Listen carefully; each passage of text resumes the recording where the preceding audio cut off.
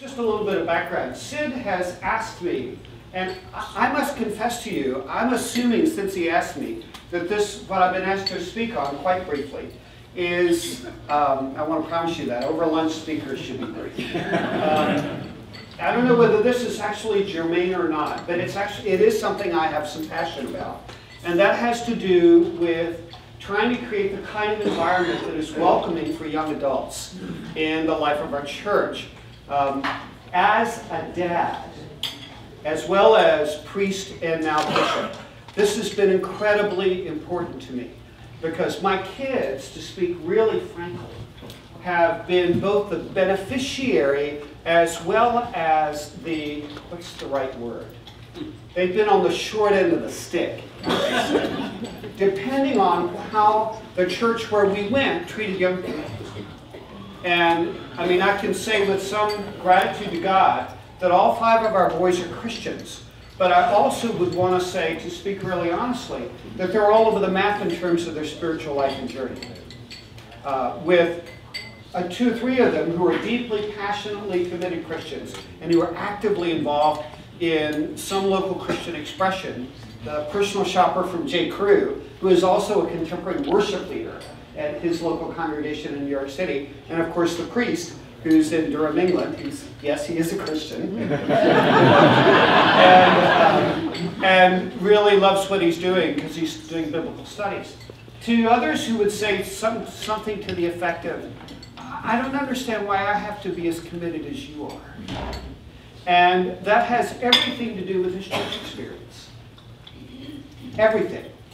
I mean, I can look at high caliber youth ministries and young adult ministries, some of which has been in some of the places where we've served, seen the fruit of it, positively. And I've been in other places where the ministry's not been so good, or absent, or there's been no effort to try to include and welcome them into our church family. And they clearly and obviously get the impression that they're an afterthought, and that's how they think about it now that they're young adults. So I've sort of seen the whole, but as you know, we're a quickly, precipitously aging denomination. I mean, I really saw it not too long ago when I went to a Cursillo closing in this diocese, and the average age of people going to Cursillo at this point is 61 in the Diocese of Central Florida.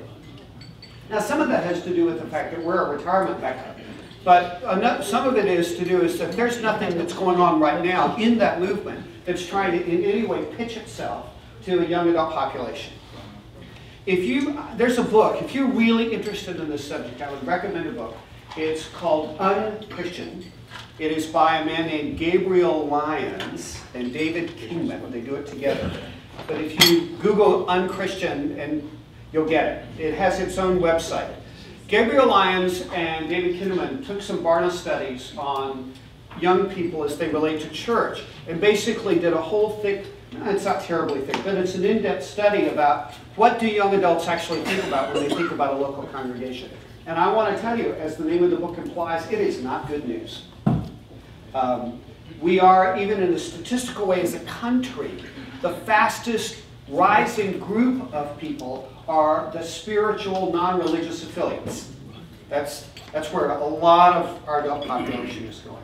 So that no longer is the system on which we were based, which is you send young adults to a 3-year residential degree program. You teach them primarily the basic disciplines of Episcopal Anglican church life, and if you have a decent building and your choir's good and the sermons are decent, then you'll get people to come. That's actually almost not true anymore. It's true in some places, but they're getting fewer and fewer and fewer and fewer. And quite honestly, and I really saw this when I lived in New York City, but it didn't contradict my experience in other places as well, so it's not like, oh yeah, well that's New York. You can say that about a lot of things that are in New York. Oh yeah, that's New York. But this was true. Most young adults really view us as irrelevant. Oh, I'm glad you like that sort of thing. And that's people like me, are not the people most young adults would think to go to if they had any profoundly serious spiritual questions. because we're irrelevant. And the rap about the church, what they say, is, yeah, that's for older adults, that doesn't mean anything to me. I've got some spiritual questions, but I'm really not, they don't really know where to go. And yes, there are a few mostly independent, mostly charismatic congregations that are exploding with young adult growth. For me, the most vivid example is this thing out of Australia called Hillsong. And that are, I mean, I went to a Hillsong service in New York City. There were 1,000 people present. That was only one of their 4 services. And everybody, well, I was easily the oldest guy by about 30 years. But, I stood out like a sore thumb. And so there are some churches that are doing an exceptional job about reaching young adults. But even the whole ancient future trend, if you've heard anything about this among some young adults, wanting the contemplative, more kind of chant-oriented, it gets a lot of names, whether you're talking Celtic spirituality, you're really talking about an appeal base to a very, very, very select and small population. They do exist, but they are not mainstream. And so, and here's the dilemma. The dilemma is, and I've seen it, when a young adult actually walks into church, they're in a world that is entirely foreign. They've never listened to the music that we sing at all. I mean, it used to be that most educated adults had some sense of classical music. Well, symphonies are dying in a lot of places now. It's hard to find a good classical music station on a lot of radios unless you've got Sirius or something like that. I mean, there's a reason this is going on. There's a reason why the MTV Awards are nationally, internationally televised, and concerts by the New York Philharmonic are not. I mean, this is the age in which we live. So the music is foreign. They've never been in a kind of liturgical setting that is our bread and butter. You know, I love this stuff. You know, please know, I'm not throwing stones. I'm in the system. I mean, as a bishop, I would never have accepted this position if I was going to try to be some kind of iconoclast when it comes to this. I'm a classically trained pianist. I love the music. So I'm just trying to think about this through the lens of the young adults with whom I've had regular contact, including my own sons. And so the cadence of the language is unfamiliar, the music is unfamiliar, and more often than not, they don't know how to get in even if they like it. I mean, just not too long ago, I don't want to say any more than that because I live here, I went to a meeting of clergy, and a young man came in with his grandmother so that she could attend a morning prayer service at their church. And she knew everybody. He didn't know a soul. And I was there along with some other people, and I walk into, you know, a parish hall sort of place, and she's sitting with her friends chatting and having coffee. There may be 30 people in the room. He's way over here, and he's not talking to a soul. How in the world does that allow him to have any sense of being welcomed at all? So that's what I did. I sat down and I talked with him. We had actually a terrific conversation. I'm now praying for a young man named Brandon. And, but they don't always get that when they come into the life of a local church. And plus, there is a prejudicial caricature that is very prevalent in our culture that makes it even more difficult for them to bridge the gap. Whether you're talking about the kind of caricatures that you see about Christians that are in the media, you know, the church lady at Saturday Night Live, or you fill in the blank, whomever that might be, to, I mean, Christians are not very well thought of. If you watch the TV, my God, you know, we're crazy. You know, we use religious language to really cover up just onerous, disgusting behavior. Whether you're talking about The Closer or Law and Order or I mean, it's almost a popular caricature in the culture. So if a young adult sees that and has no personal experience at church, if the language is foreign, if the music is foreign, if they're not feeling particularly welcome, and more importantly, they look out in the congregation or up front and they don't see anybody like them, why would they want to come? Why? I mean, there's got to be people who look like you if you're going to walk into a congregation and feel welcome. There has to be some affinity at some level or another. And so, and more often than not, all of that is symptomatic. It's not just a question of thinking about different styles of music, for example, or livening the liturgy. A lot of that can actually come across as trite. Or their word, that's really cheesy, Dad, in some of that kind of innovation. I really think it has everything to do, at its symptomatic heart, at an absence of vision for mission. Because the old model was the responsibility of people like me is to pastorally care for the people who show up. That's our job. That's our number one job. Everything else is secondary to that. And therefore, out of that, we might take on some kind of outreach project together, whether we're talking about, food pantry or, we all have those kinds of things in our churches. Worthwhile, worth doing. But there is none of that that basically says we actually exist in part for the people who are not here. And that's a missionary mandate that we have from God. God has not called us to be, in essence, a pastoral enclave. That's a misreading of our Christian tradition. And there is a reason why Jesus says, go make disciples of all nations. There is a reason that we have this incredible heritage that we go through in holy men and holy women with these adventurous souls that do out-of-the-box incredible things in a way that literally changes the course of history for a community or for a group of people. We hold those people up because, as we used to sing, some of us, and I mean to be one too, right? And so, but that's not on the screen for, unfortunately, many of our clergy who've been trained up in that old system. That was what I got at Virginia Theological Seminary eons ago. That I would we'd have a nice building, I had to be a decent preacher, if I knew how to talk to people, and I showed up at the hospitals, I'd be okay. Or as a high church friend of mine said one, I really thought priesthood was basically for people. You know what I thought it was, he said? I thought my job was to say Mass and be kind to people. And it's just not true. It's partially true, but it's just not true. And so I don't know what it will take for congregations to begin to ask the question, who's not in the room, and what do we do about it? And understand that that's not just being sort of clever or observant. It's in fact responding to a missionary priority.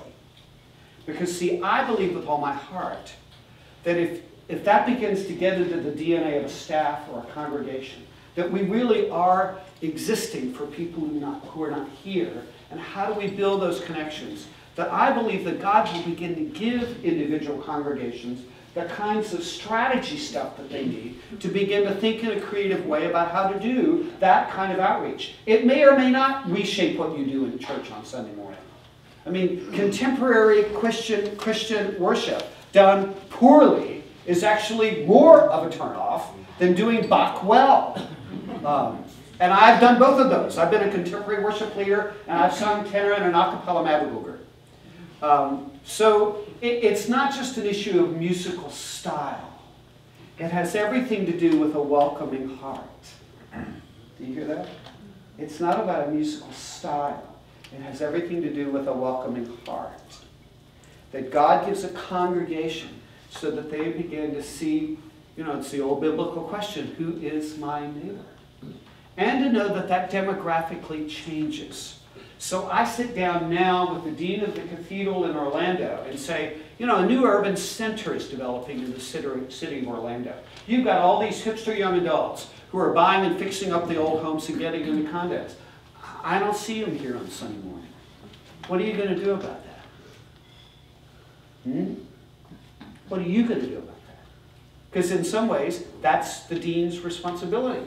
It would be the same with Father Al, the rector here. As he surveys the city of Lakeland, and this church is continuing to emerge as a city church, not just a small regional congregation, which is what it was when he came here. Kudos to Father Al. The question still continues to be raised, even in the midst of this kind of success. Who's not in the room? How do we reach out to them? I really do believe in the old-fashioned parish system, that this is a parish that God gives us, not merely a congregation that exists inside of the four walls of our church on Sunday. That's a part of the success of classical Anglicanism, was thinking about a parish, meaning a geographic region, and understanding that whether they go to my church or not, I still bear some spiritual responsibility. And what am I going to do about that? What is God asking me to do about that? That could connect you into doing some really interesting things, like, for example, I have a wonderful guy in Titusville named Rob Goodrich. It's St. Gabriel's, small family church. They have like 5 or 6 young adults, meaning high school students.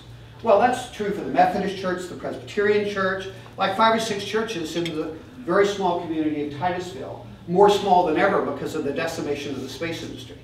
So what he did was that he went around and said, what if we do youth group together?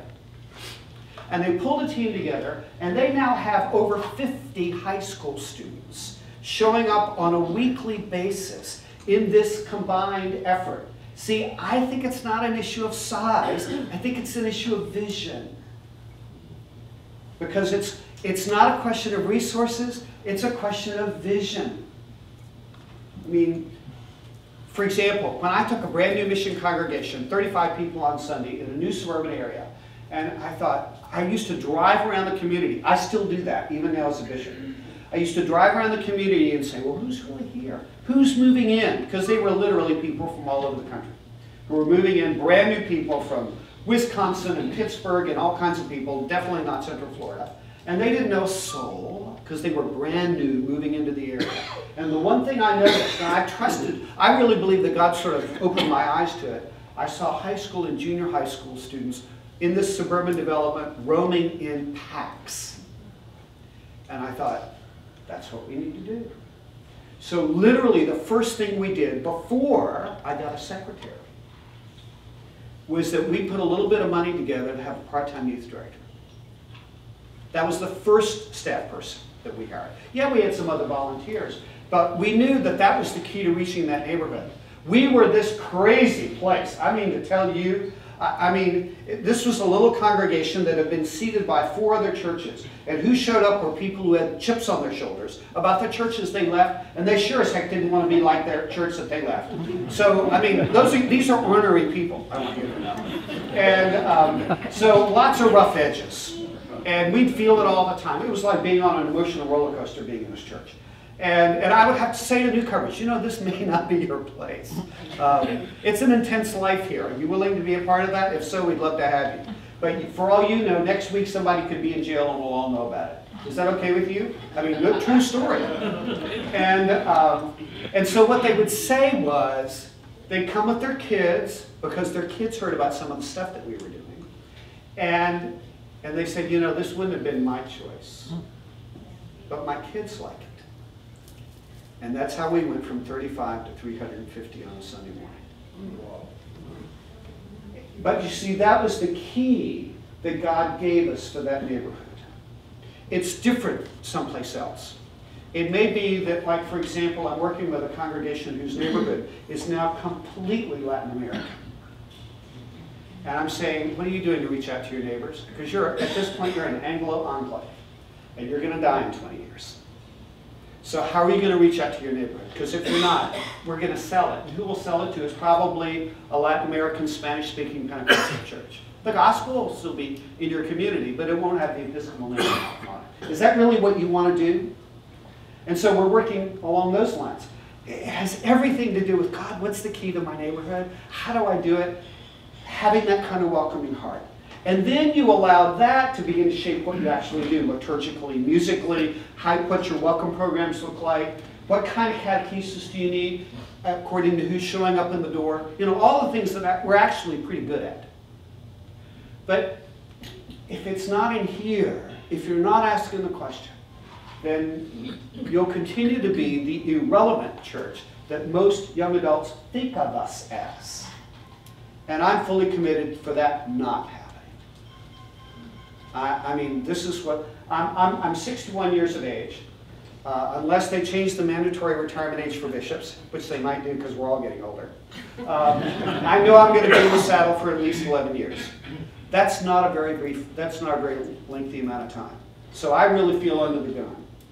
I want to make a difference in the life of Central Florida so that we're not irrelevant, but that instead we're growing, we're exploding in a way that would really allow the gift that God has given us in Anglicanism to rightfully take its place for the Christian community here in the Diocese of Central Florida. But to do that means we literally have to buck trends that have been going on now for decades. It is not easy work. But I want to say to you, it can in fact be done. This is not some pipe we're doing it. And we're not unique. Sure, our demographics are a little bit more that are different, but actually we have more retirees. We have more Latin Americans. We have this exploding Caribbean population.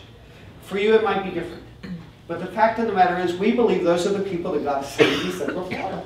So in that light, what do we do? And it may be different for you. So that what we did at Calvary St. George's at 21st and Park Avenue in New York City was very different from what we did at Church of the Good Samaritan, suburban Paoli, Pennsylvania.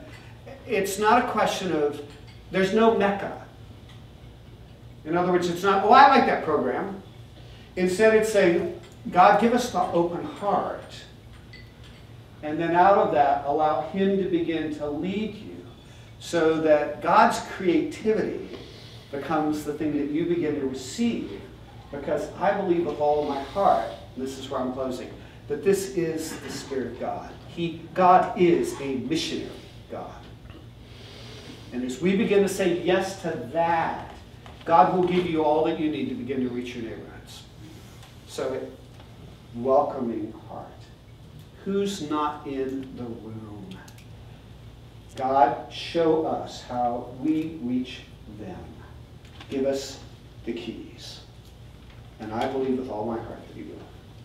Thank you.